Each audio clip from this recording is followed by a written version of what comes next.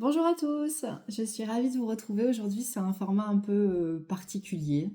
J'ai envie de laisser un peu mes oracles et mon tarot, enfin en carte, hein, de côté. Et j'ai envie de vous parler du tarot de Marseille.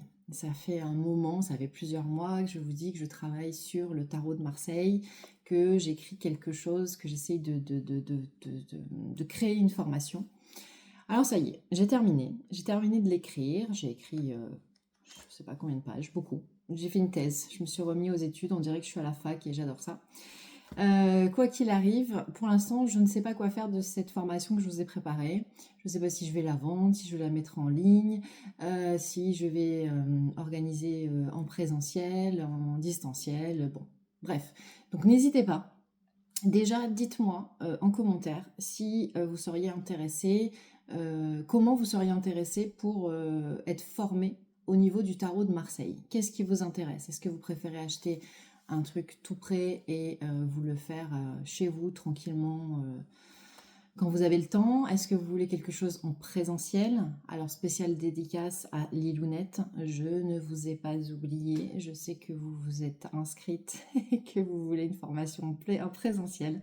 Donc, si vous regardez cette vidéo, je vous ai sur ma liste des inscrits, il n'y a pas de problème. Mais pour l'instant, je n'ai pas encore trouvé la bonne formule. Donc n'hésitez pas, les autres, à me dire, est-ce que vous seriez prêts à venir sur Nice, dans une salle, pour un week-end? Est-ce que vous préférez que ce soit sur des après-midi ou des matinées, mais sur plusieurs week-ends? Comment vous voyez les choses? En fait, j'ai besoin d'avoir votre avis pour faire un petit sondage, pour savoir comment on peut organiser cette formation tarot.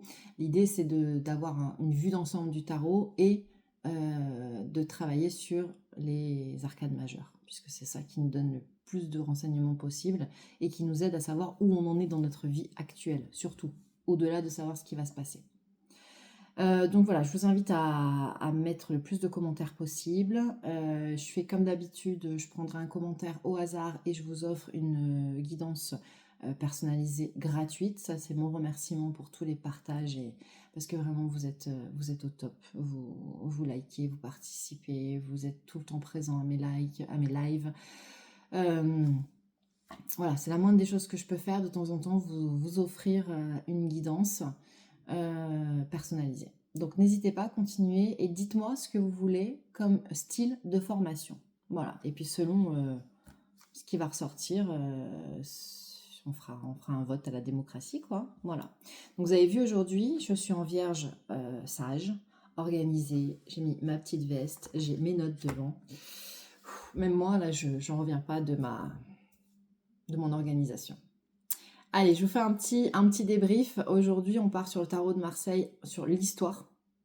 Comme ça, je vous montre un petit peu ce qu'on pourrait faire en formation. Alors, le tarot. Le tarot a des origines qui sont très anciennes et qui sont méconnues. On ne connaît pas exactement la date de création. Et surtout, ben, c'est quelque chose dont on ne parlait pas trop parce que n'oubliez pas qu'il n'y a pas si longtemps, on brûlait encore les sorcières. Hein, d'accord? Ce qu'on sait, c'est que ces cartes sont très anciennes et proviennent peut-être d'Inde. Mais je vous dis peut-être parce qu'au niveau de... C'est tellement lointain et c'est tellement caché qu'on ne sait pas. Ce qu'on sait, c'est que on a une première origine en Italie du Nord au XVIe siècle. Ça, on a des cartes qui sont apparues. A priori, elles auraient été apportées par ce qu'on appelait les bohémiens à l'époque, en même temps que la boule de cristal. Le tarot de Marseille que nous utilisons aujourd'hui, il a été conçu par Nicolas Convert. Ça, c'est le maître quartier marseillais en 1760. Donc c'est lui qui a dessiné le tarot du moment. On pense qu'il s'agit d'une création personnelle dans laquelle il aurait synthétisé plusieurs tarots. Et différents auteurs d'ateliers l'auraient aidé à former ce tarot-là. L'imagerie vraiment actuelle du tarot de Marseille, elle est apparue qu'au XVIIIe siècle. Et elle a été utilisée en divination qu'à partir du XIXe siècle. Par contre, on a retrouvé... Non, par contre, c'est pas joli comme mot, il faut dire en revanche. Je fais des efforts. En revanche, on a retrouvé des preuves que les arcades majeures étaient utilisées bien avant, de façon évidemment confidentielle, dans certains groupes ou confréries. Je pense par exemple à toutes les confréries des francs-maçons par exemple. Mais surtout, donc, comme je vous disais, pour son chemin personnel.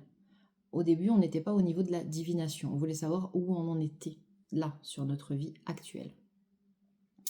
On a une autre théorie, c'est que ce serait Marie-Madeleine elle-même qui l'aurait créé. Ça, je vous le mets entre parenthèses, et c'est selon vos croyances à tous et à toutes. Quoi qu'il en soit, le tarot est représenté sous forme d'un jeu de cartes, et c'est en réalité un livre à interpréter.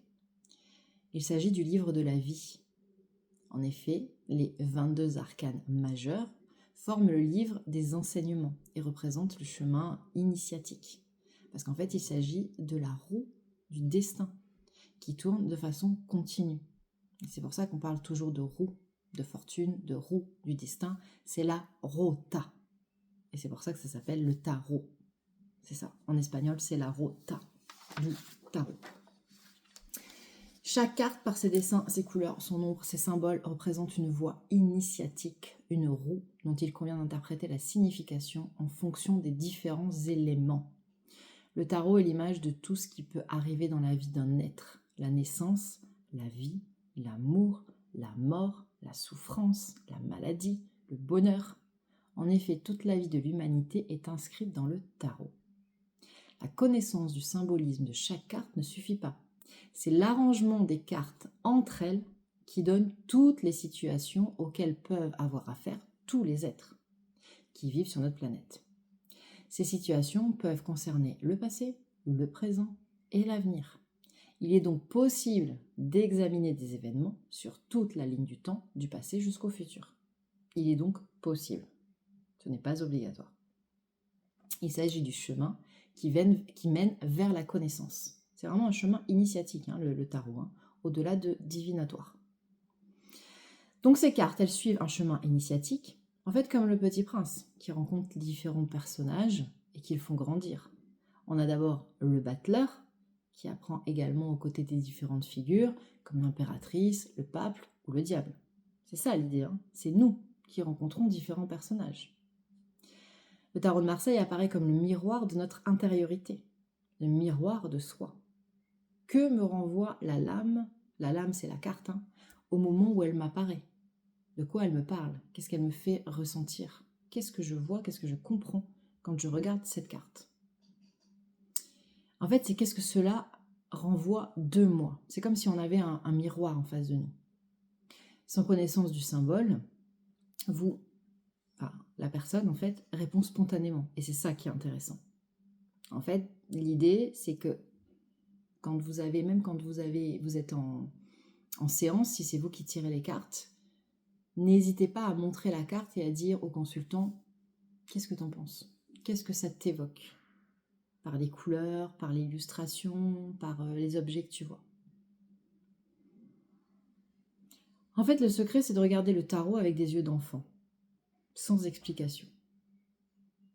Les images appartiennent à l'inconscient collectif, et quand nous nous relions à elles, elles parlent de notre inconscient personnel. C'est un outil qui permet de se connaître soi-même, de se guérir et de se dépasser.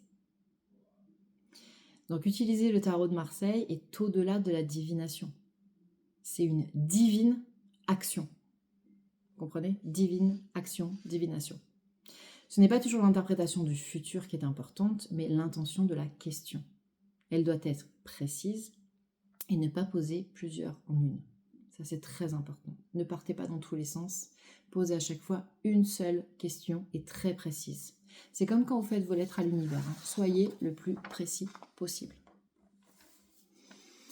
On a 78 arcanes, divisés en 2 catégories, 22 arcanes majeurs et 56 arcanes mineurs. Mais ça sera pour la prochaine fois. Là, je vous ai fait une petite introduction. Et la prochaine fois, on s'attaquera aux 78 arcanes majeurs. Alors, je compte sur vous. Mettez-moi en commentaire comment vous voulez recevoir cette formation en week-end, en distanciel, en présentiel, en une seule fois, en plusieurs fois. Allez-y, faites vos propositions et puis ensuite, ce sera la majorité qui l'emportera. Je vous souhaite une belle journée et j'espère que ça vous a plu. Dites-moi si ça vous intéresse, si je continue à vous parler du tarot, à vous parler de chacun des arcanes, à vous expliquer à quoi ça sert. Quand vous voyez pourquoi je suis contente de voir certaines arcanes et d'autres un peu moins, vous comprendrez pourquoi. Je vous embrasse, bonne journée.